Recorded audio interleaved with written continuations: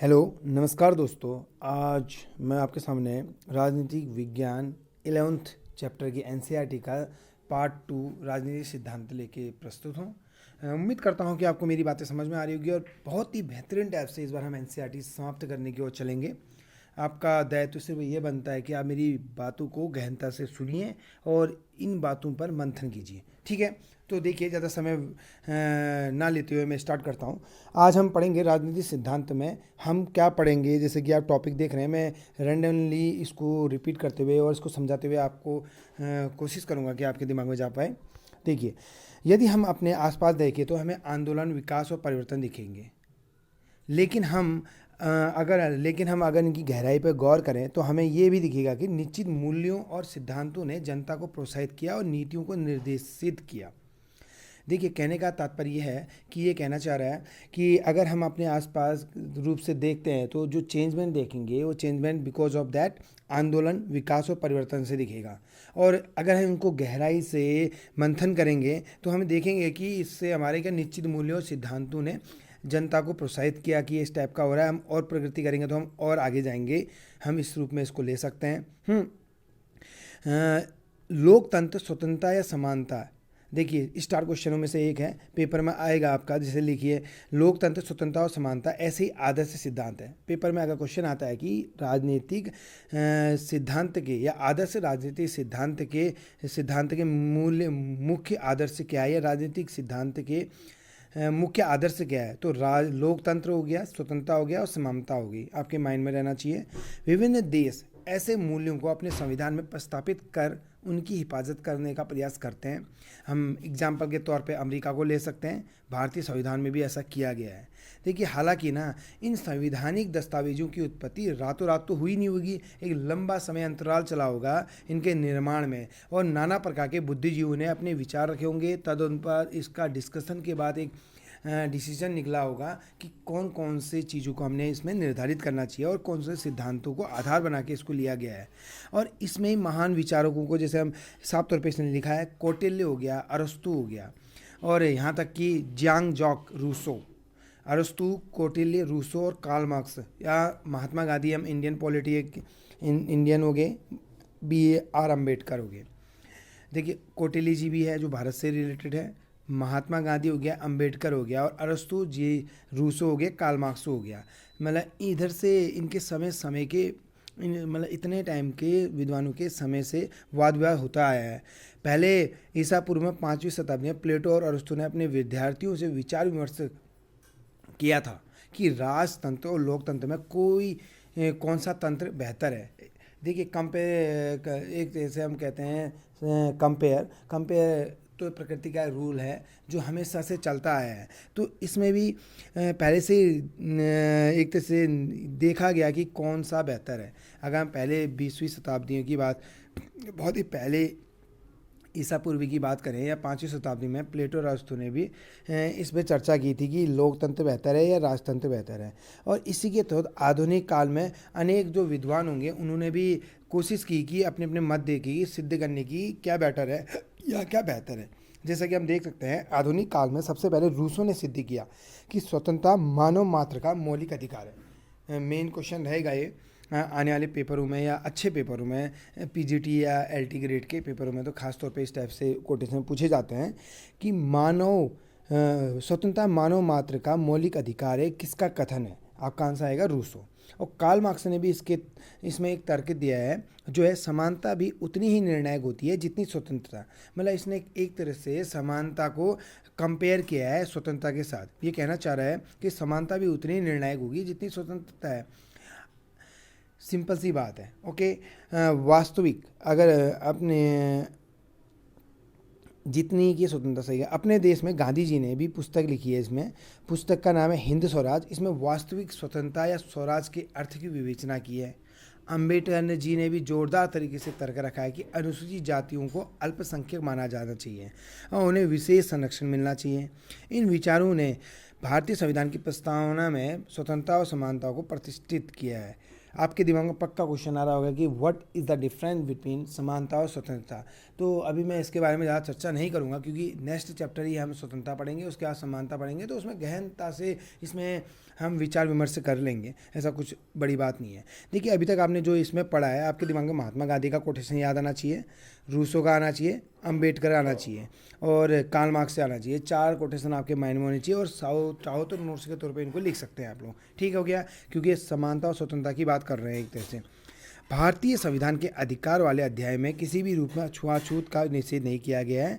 और गांधी जी के सिद्धांत, ये पेपर में आया है मेनली बहुत ज़्यादा, लोअर पीसी और पीसीएस का तो एक जैसे साधारण रिपीटेड क्वेश्चन रहता है कि गांधी जी के सिद्धांतों को किस में शामिल किया गया। ऑप्शन के तौर पे मौलिक अधिकार, मौलिक कर्तव्य और नीति निर्देश तत्व, और इनमें से सभी के रूप से इस प्रकार के ऑप्शन रहते हैं। तो ध्यान दीजिएगा, गांधी जी के सिद्धांतों को किस में, नीति निर्देश तत्वों में शामिल किया गया है। किस में किया गया है? नीति निर्देशक तत्वों में गांधी जी के सिद्धांतों को शामिल किया गया है। और थोड़ा और आगे जाएंगे तो राजनीतिक सिद्धांत, देखिए राजनीतिक सिद्धांत उन विचारों और नीतियों को व्यवस्थित रूप को प्रतिबिंबित करता है जिनसे हमारे सामाजिक जीवन, सरकार और संविधान ने आकार ग्रहण किया है। समझ रहे हो? राजनीतिक सिद्धांत वो एक तत्व है या वो एक विचारधारा है या एक कह सकते हैं एक विचारधारा है जिसके द्वारा सरकार का एक आकार निरूपित हुआ है।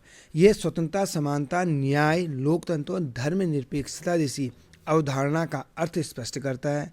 ये कानून का राज, अधिकारों का बंटवारा और न्यायिक पुनरावलोकन जैसी नीतियों की सार्थकता की जांच करता है। यह इस काम को विभिन्न विचारकों द्वारा इन अवधारणाओं के बचाव में विकसित युक्तियों की जांच पड़ताल के जरिए करता है। ध्यान देना, हालांकि रूसो, मार्क्स या गांधी जी राजनेता नहीं बन पाए, लेकिन उनके विचारों ने हर जगह पीढ़ी दर पीढ़ी राजनेताओं को प्रभावित किया है। साथ ही ऐसे बहुत से समकालीन विचारक हैं जो अपने समय में लोकतंत्र या स्वतंत्रता के बचाव के लिए उनसे प्रेरणा लेते रहे हैं, क्योंकि एक एक्सपीरियंस या एक अनुभव भी एक चीज़ होती है ना।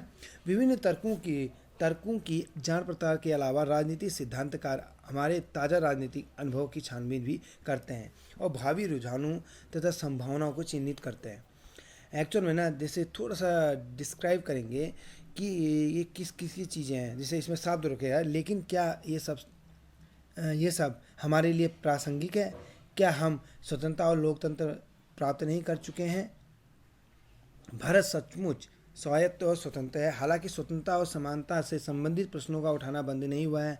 ऐसा इसलिए कि स्वतंत्रता, समानता तथा लोकतंत्र से संबंधित मुद्दे सामाजिक जीवन के अनेक मामलों में उठते हैं।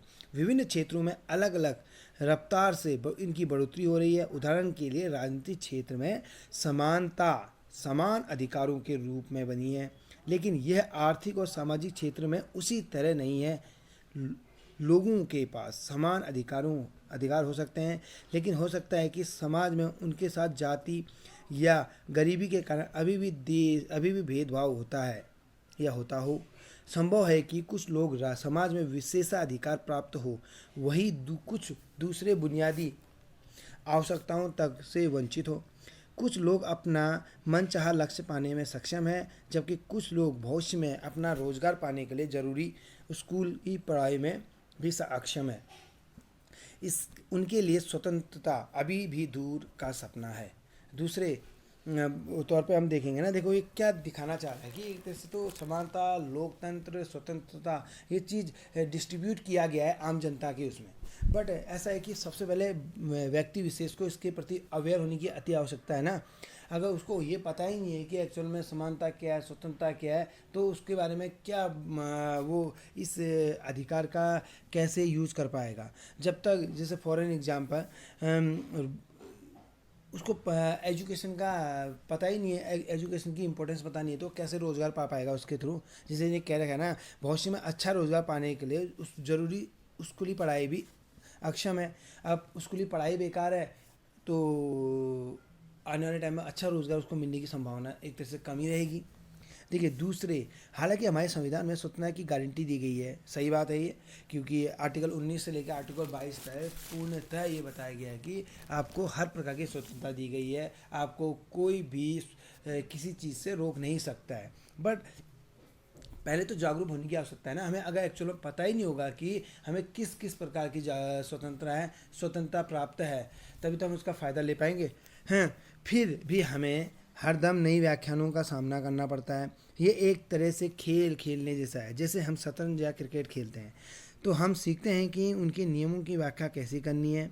इस प्रक्रिया में हम खेल के ही नए और व्यापक अर्थ खोज निकालते हैं। ठीक इसी प्रकार नई परिस्थितियों के मद्देनजर संविधान में दिए गए मौलिक अधिकारों की निरंतर पुनर्व्याख्या की जाती है या जा रही है। इसकी एक वानगी तो यही है कि आजीविका के अधिकार को जीवन के अधिकार में शामिल करने के लिए अदालत द्वारा उसकी पुनर्व्याख्या की गई है। ध्यान दीजिएगा, आजीविका के अधिकार को जीवन के अधिकार में शामिल करने के लिए अदालतों द्वारा उसकी पुनर्व्याख्या की गई है। सूचना के अधिकार की गारंटी एक नए कानून के द्वारा की गई है। सूचना के अधिकार के गारंटी। समाज बार बार नई चुनौतियों का सामना करता है। इस क्रम में नई व्याख्याएं पैदा होती है और समय के साथ साथ संविधान में दिए गए मौलिक अधिकारों में संशोधन भी हुए हैं और उनका विस्तार भी। यद्यपि न्यायिक व्याख्याएं और सरकारी नीतियां नई समस्याओं का सामना करने के लिए बनाई गई है। देखिए, दो हो गए, तीसरा पार्ट देखते हैं। तीसरा, जैसे जैसे हमारी दुनिया बदल रही है, हम आज़ादी और आज़ादी पर संभावित खतरे के नए नए आयामों की खोज कर रहे हैं। उदाहरण के लिए, अगर हम वैश्विक संचार की ओर ध्यान दें तो वैश्विक संचार तकनीकी दुनिया भर में आदिवासी संस्कृति तथा जंगल की सुरक्षा के लिए सक्रिय कार्यकर्ताओं का एक दूसरे से तालमेल करना आसान बनाता है। क्योंकि by the take help of communication we can easily, कैसे हम एक दूसरे जाति जनजातियों या एक दूसरे प्रदेशों से रहने वाले लोगों को कम्युनिकेट कर सकते हैं। अगर हम कम्युनिकेट करने में सफल हुए तो एक तरह से हम क्या कहते हैं, तालमेल बनाना हमारे लिए एक तरह से बहुत इजी हो जाएगा कि हम कैसे उसको निर्धारित कर सकें। बट अगर हम एक दूसरा पक्ष देखें, लाइक दैट आतंकवादियों अपराधियों को भी ये नेटवर्क बहुत फ़ायदेमंद देता है। वो एग्जैक्टली क्या कहते हैं, कम्युनिकेशन से ये ईजिली फाइंड आउट कर सकते हैं कि कहाँ पे हमें क्या फ़ायदा या क्या एडवांटेज मिल सकता है और कहाँ से हम क्या चीज़ों को बेहतर ढंग से कर सकते हैं। एक जैसे किस प्रकार से हम देश को अत्यधिक मात्रा में हानि पहुँचाते हैं, हम उदाहरण के तौर पे इसको समझ सकते हैं। और इसके अलावा अगर भविष्य में इंटरनेट द्वारा व्यापार में बढ़ोतरी तय है, इसका अर्थ है कि वस्तुओं अथवा सेवाओं की खरीद के लिए भी हमें अपने बारे में जो सूचनाएं ऑनलाइन दे उसकी सुरक्षा हो। इसलिए इंटरनेट का इस्तेमाल करने वालों को नेटिज्म में कहते, कोई ये ध्यान दीजिएगा आप, यूँ तो इंटरनेट कहते अंग्रेजी में इंटरनेट का इस्तेमाल करने वालों को नेटिज्म कहा जाता है। देखो, एक अभी बीच में मैं एक फैक्ट पढ़ रहा था कि जैसे ऑनलाइन फ्रॉड अत्यधिक मात्रा में बढ़ रहा है। एक तरह से ये घाटा भी है। जैसे ये बहुत से ऐसे गांव विशेष में, उनका नाम चिन्हित नहीं करूँगा, उधर पे क्या चलने वाला हुआ कि डायरेक्ट ऑन द स्पॉट कोई भी व्यक्ति विशेष फ़ोन द्वारा किसी व्यक्ति को, अनजान व्यक्ति को फ़ोन करेगा और उसके बैंक से एक प्रोसेस होती है, उसको आमतौर पे आजकल के जीवन में सब लोग जानते हैं, उससे वो क्या कहते हैं, फ़ोन करके पूरा पैसा हड़प लेना वगैरह वगैरह। ये एक फ्रॉड ऑनलाइन माध्यम से चल रहा था, जो किसी संस्थानों का नाम लेके भी चला जा सकता है और इसके लिए कोई बंदा अवेयर नहीं है तो अनजाने में वो बेचारा अपनी जो भी है जमा पूंजी को खो देता था। तो वो चीज़ को एक तरह से इंटरनेट के द्वारा माध्यम से इस्तेमाल करने की बात कर रहा है। तो व्यक्ति को इसके बारे में भी जानकारी बेहतर टाइप से होनी चाहिए और इसमें भी उसको स्वतंत्रता के बारे में पूरी स्वतंत्रता तो दी जानी चाहिए, साथ में इसके लिए अवेयर भी कराना चाहिए। देखिए, क्या आप किसी अजनबी को, ये जैसे बताना चाह रहा है, क्या आप किसी अजनबी को अवांछनीय ईमेल भेज सकते हैं? क्या आप चैट रूम में अपने उत्पाद का विज्ञापन कर सकते हैं? क्या आप आतंकवादियों का सुराग लगाने के लिए किसी व्यक्तिगत ईमेल में टाँग झाँक कर सकते हैं? कितना नियमन न्यायोचित है और उसके नियमन और किसको नियमन करना चाहिए, सरकार को या कुछ स्वतंत्र नियामकों को? राजनीतिक सिद्धांत में इन प्रश्नों के संभावित उत्तरों के सिलसिले में हमारे सीखने के लिए बहुत कुछ, और इसलिए ये बेहतर प्रासंगिक है। देखिए, ये टॉपिक हमने क्लियर किया। अब क्वेश्चन ये आता है कि राजनीतिक सिद्धांत को व्यवहार में कैसे उतारा जाए। हम इसको थोड़ा डिस्क्राइब करेंगे। देखिए, सर्वप्रथम तो ना व्यवहार में उतारने के लिए हमें नाना प्रकार के क्वेश्चनों को फेस करना पड़ेगा। तो किस प्रकार के प्रश्न हमारे सम्मुख हैं और उसका हम जब समुचित रूप से निर्धारण करेंगे या उसको सॉल्व करेंगे तभी हम कर पाएंगे उसे। जैसे कि ये देख कह रहा है, इस पाठ्य पुस्तक में हमने स्वयं को राजनीति सिद्धांत के सिर्फ एक पहलू तक सीमित रखा। स्वतंत्रता, समानता, नागरिकता, न्याय, विकास, राष्ट्रवाद और धर्मनिरपेक्षता जैसे सुपरिचित राजनीतिक विचारों की उत्पत्ति, अर्थ और महत्व के बारे में हमने अध्ययन किया। जब हम किसी मुद्दे पर बहस या तर्क वितर्क आरंभ करते हैं तो हम अक्सर पूछते हैं कि इसका क्या अर्थ है या इसका क्या अर्थ होना चाहिए एक तौर पे, और ये कैसे महत्वपूर्ण होता है। राजनीतिक सिद्धांतकारों ने बताया कि आज़ादी या समानता क्या है, इसकी विविध परिभाषाएं प्रस्तुत की। गणित के विपरीत जहाँ त्रिभुज या वर्ग की सिर्फ एक परिभाषा होती है, राजनीतिक सिद्धांत में हम समानता, आज़ादी या न्याय की अनेक परिभाषाओं से रूबरू हुई। क्योंकि देखिए ना, इसमें नए नए दर्शन शास्त्री जुड़े, नए नए विचारक जुड़े और उन्होंने अपने थ्रू से एक दर्शन शास्त्र तैयार किया और उनकी विचारधारा से मिलके अलग अलग प्रकार की विचारधारा निकली या अलग अलग तथ्य निकले। तो समानता के बारे में नाना प्रकार की परिभाषा एक अनेकों विद्वानों ने दे दी, वैसे ही आज़ादी की दे दी, वैसे ही न्याय की दे दी कह सकते हैं हम। देखिए, ऐसा इसलिए भी हुआ ना क्योंकि समानता जैसे शब्दों का सारोकार किसी वस्तु के बजाय अन्य मनुष्यों के साथ हमारे संबंधों से होता है। वस्तुओं के विपरीत या मनुष्य समानता जैसे मुद्दे पर अपनी राय रखता है और इन मतों को समझने और इसके तालमेल रखने की ज़रूरत होती है। ऐसा करने की दिशा में हम कैसे बढ़ सकते हैं, ये भी एक प्रकार का क्वेश्चन हमारे सामने चलता है। तो चलिए हम इस क्वेश्चन को सॉल्व करते हुए आगे बढ़ते हैं। हम सर्वप्रथम देखिए, जैसा कि इसने राइट डाउन किया है, हम विभिन्न जगहों में समानता से संबंधित सामान्य अनुभव से शुरू करें। आपने गौर किया होगा, लोग अक्सर सरकारी कार्यालय या डॉक्टर से प्रतीक्षालय या दुकान में कतार तोड़कर आगे बढ़ते हैं या लाइन तोड़ कर आगे बढ़ते हैं। कई बार ऐसा करने वालों को पंक्ति में पीछे जाने के लिए कहा जाता है, तो हमें खुशी होती है। कई बार वह आगे निकल जाते हैं तो हम अपने आप को ठगा महसूस करते हैं कि हम इतनी देर से लाइन में खड़े हैं और कोई बंदा आ रहा है और आगे चल दे रहा है। ये अनुभव व्यक्तिगत रूप से आप लोगों ने भी पक्का कभी ना कभी तो किया होगा। एक्चुअल मैंने तो किया ही है आमतौर पे। हम इसका विरोध करते हैं क्योंकि हम इसके लिए भुगतान करते हैं। इन सामानों या सुविधाओं को पाने के में समान अवसर चाहिए। इसलिए जब हम अपने अनुभव पर ध्यान देते हैं, हम समझते हैं कि समानता का अर्थ सभी के लिए समान अवसर होता है। फिर भी अगर वृद्धों और विकलांगों के लिए अलग काउंटर हो तो हम समझते हैं कि उनके साथ विशेष बर्ताव न्यायोचित होगा।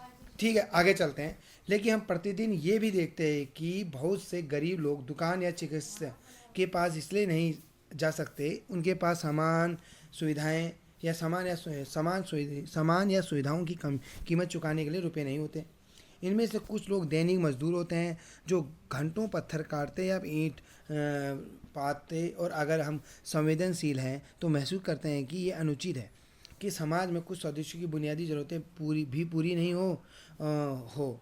तब हम इस अनुभव से गुजरते हैं कि समानता में किसी न किसी के प्रकार की निष्पक्षता बरतनी चाहिए ताकि लोग अनुचित रूप से शोषित ना हो सके और आर्थिक कारकों की वजह से प्रतिकूल परिस्थितियों के शिकार ना हो। इस तथ्य पर गौर करें, बहुत से बच्चे स्कूल नहीं जा पाते क्योंकि अपना पेट भरने के लिए उन्हें काम करना पड़ता है या कह सकते हैं कमाना पड़ता है। इसी तरह अधिक संख्यक लड़कियों को स्कूल से इसलिए हटा दिया जाता है क्योंकि माँ बाप के काम पर जाने के दौरान उन्हें छोटे भाई बहनों की देखभाल करनी पड़ती है। हालांकि भारतीय संविधान सभी को प्राथमिक शिक्षा पाने की अधिकार की गारंटी देता है, लेकिन ध्यान दीजिएगा, ये अधिकार मात्र औपचारिक बनकर रह गया है। फिर हम महसूस कर सकते हैं कि ऐसे बच्चों को और उनके माँ बापों के लिए सरकार को कुछ ज़्यादा ही करना चाहिए ताकि स्कूल जा सके। इसके लिए आप देखिए समानता के बारे में हमने विचार काफ़ी जटिल है। हम जब पंक्तिबद्ध होते हैं या खेल के मैदान में होते हैं तो हम समान अवसर चाहते हैं। जब हम किसी अक्षमता के शिकार होते हैं तो हम चाहते हैं कि कुछ विशेष प्रावधानों किए जाए, लेकिन जब हम बुनियादी रूप से पूरी नहीं कर पाते तब समान अवसर मिलना ही पर्याप्त नहीं होता है या अपर्याप्त होता है कह सकते हैं। हमें स्कूल जाने का संसाधनों, जैसे कोष्टक में रखेंगे हम, रोजगार, अच्छा वेतन, रियायती अस्पताल आदि का समुचित बंटवारा जैसे अग्रगामी उपायों से सहायता पाने में समर्थ बनाया जाना चाहिए। इसका अर्थ ये हुआ कि निष्पक्षता को सुनिश्चित करने के लिए एजेंसियों को जिम्मेदार बनाने की जरूरत है। इस प्रकार हमारे पास समानता की अनेक परिभाषाओं के लिए होने वाली वजह यह है कि समानता का अर्थ प्रसंग पर निर्भर करता है। हमने इसके अर्थ को शुरुआत की है जो स्वयं अपने के लिए ही, फिर हमने इसका विस्तार गरीबी, वंचित, बूढ़े वर्गों और लोगों के लिए किया है। हमने अर्थ को कई परतें खोली है, हमने पूर्ण रूप से समझे हैं वगैरह राजनीतिक सिद्धांत गढ़ते रहे। देखिए अभी मैं इसको डिस्क्राइब करूँगा, आप सुनिए। राजनीतिक अवधारणाओं के अर्थ को राजनीतिक सिद्धांतकार ये देखते हुए स्पष्ट करते हैं कि आम भाषा में इसे कैसे समझाया जाए और बरता जाए। ये विदित अर्थों और रायों पर विचार विमर्श और उसकी जांच पड़ताल करने को सुनिश्चित करता है। तरीका भी ये कह सकते हैं। और अवसर की समानता कब पर्याप्त है, कब लोगों को विशेष बर्ताव की ज़रूरत है, ऐसा विशेष बर्ताव कब तक, किस हद तक किया जाना चाहिए। क्या गरीब बच्चों को स्कूल में बने रहने के लिए प्रोत्साहित करने हेतु दोपहर का भोजन दिया जाना चाहिए, या कुछ ऐसे प्रश्न जिनकी ओर मुखातिब होते हैं। आप देख सकते हैं कि मसले बिल्कुल व्यवहारिक हैं। वे शिक्षा और रोजगार के बारे में सार्वजनिक नीति तय करने में मार्गदर्शक करते हैं। जैसा कि समानता के मामले में है, वैसा ही अन्य अवधारणा के मामले में भी है। राजनीतिक सिद्धांतकारों के रोजमर्रा के विचारों से उलझना पड़ता है, संभावित अर्थों पर विचार विमर्श करना पड़ता है और नीतिगत विकल्पों को सूत्रबद्ध करना पड़ता है। आज़ादी, नागरिकता, अधिकार, विकास, न्याय, समानता, राष्ट्र और धर्मनिरपेक्षता आदि कुछ अवधारणाओं पर हम अगले अध्याय में विचार करेंगे। देखिए वैसे तो ना विचार तो हम करेंगे ही, इसको मैं हल्के टच में आपको समझाने की प्रयास मात्र करता हूँ। आप ध्यान दीजिएगा, ये पूरा जो कॉम्बो बन रहा है ये आपका मौलिक अधिकार और नीति निर्धारित तत्वों को समायोजित किया है। देखिए जैसा कि एक और गवर्नमेंट कहती है कि छोटे छोटे बच्चों को पढ़ने का अधिकार है और आप इनको प्राथमिक विद्यालय भेजिए और पढ़ाइए। दूसरी ओर गवर्नमेंट के विपरीत उनके माँ बाप कहते हैं कि पहले खाना खाएंगे तभी तो बच्चों को पढ़ाएंगे, लाइक दैट। तो वो साफ तौर पे कहते हैं कि हमारे पास रोज़गार नहीं है, हमारे पास पैसे नहीं है और हम अपने बच्चों को स्कूल भेजने में असमर्थता व्यक्त कर रहे हैं। तो जिस कारण हमारे बच्चे भी हमारे साथ काम करके हमारा एक तरह से साथ देंगे और थोड़ा सा खाने पीने की व्यवस्था करने के लिए एक सहायता मात्र करेंगे। और दूसरी ओर बालिकाओं की शिक्षा में भी गवर्नमेंट फुलफिल योगदान देना चाह रही है और चाह रही है कि देश का विकास होने के लिए बालिकाओं का पढ़ना बहुत आवश्यक है। बट इसके विपरीत गार्जियन दोबारा से कह रहे हैं कि हमारे घर में छोटे छोटे बच्चे हैं, उनकी देखभाल करने के लिए लड़की का होना अति आवश्यक है क्योंकि हम माँ बाप हैं और हम बाहर कमाने जाते हैं। तो इस टाइप की चीज़ों को ये पूरा वो कर रहा है। और दूसरी ओर आप देख सकते हैं कि एक पढ़ना मात्र ही नहीं है ना, गवर्नमेंट की जो नीतियाँ हैं उसको सुधारीकरण करने की भी अति आवश्यकता है। दूसरी ओर देखिए शिक्षा का अधिकार अनिवार्य है, बट ये कैसे मिल रहा है ये भी तो बात करते हैं। विद्यालय नाना प्रकार के खुले हैं, वहाँ अध्यापकों की ज़रूरत है बट अध्यापक नहीं है। बच्चे खाली स्कूल में जाके बैठ के आ जाएंगे तो उनका अध्यापन नहीं होगा ना, खाली रिजल्ट बना दिया, उनको पास कर दिया। एक्चुअल में ये तो जॉब ओरिएंटेड एजुकेशन हुई नहीं। बच्चा एक पढ़ा लिखा गधा कहलाया जाएगा। वो जो पास हो जाएगा, जब रोज़गार के लिए बाहर निकलेगा तो उसको रोज़गार किस बेस पे दिया जाएगा, ये डिफाइन गवर्नमेंट ने सर्वप्रथम करना पड़ेगा। और नाना प्रकार की चीज़ें हैं। देखिए जिस प्रकार एजुकेशन लेने में समानता है उसी प्रकार पढ़ने में स्वतंत्रता और समानता और स्वतंत्रता दोनों है। तो रोजगार में भी समानता स्वतंत्रता दोनों होनी चाहिए। बट क्वेश्चन ये उठता है कि किस प्रकार की उसको एजुकेशन मिली है। देखिए ज्ञान अच्छा होगा, शिक्षा अच्छी होगी तो रोज़गार भी उतने अच्छे स्तर का लेगा। बट इधर बहुत सी अभी कुरीतियाँ भी हैं और साथ साथ में हम इन कुरीतियों को निष्कासित करते हुए एक अच्छी धारणा को लेते हुए चलेंगे। और यानी सारी चीज़ों का जो आकलन, समाकलन या निष्कर्ष जो निकाला जाता है या इसका एक तरह से विवेचनीय प्रकार से जो क्वेश्चन आंसर पूछे जाते हैं वो सिर्फ राजनीतिक सिद्धांतों में पूछा जाता है। तो आज की क्लास हम इतनी ही करेंगे, इसको समझेंगे और नेक्स्ट टाइम में डेफिनेटली हम आगे को बढ़ेंगे। मैं कोशिश कर रहा हूँ कि आपको बहुत बेहतरीन टाइप से समझाऊँ, बट धीरे धीरे ये चीज़ें और प्रोसेस तो बेहतरीन टाइप से होगी। आप लोग ध्यान दीजिए, समझिए और मज़े लीजिए। ठीक है, चलिए धन्यवाद, अपना ध्यान रखिए।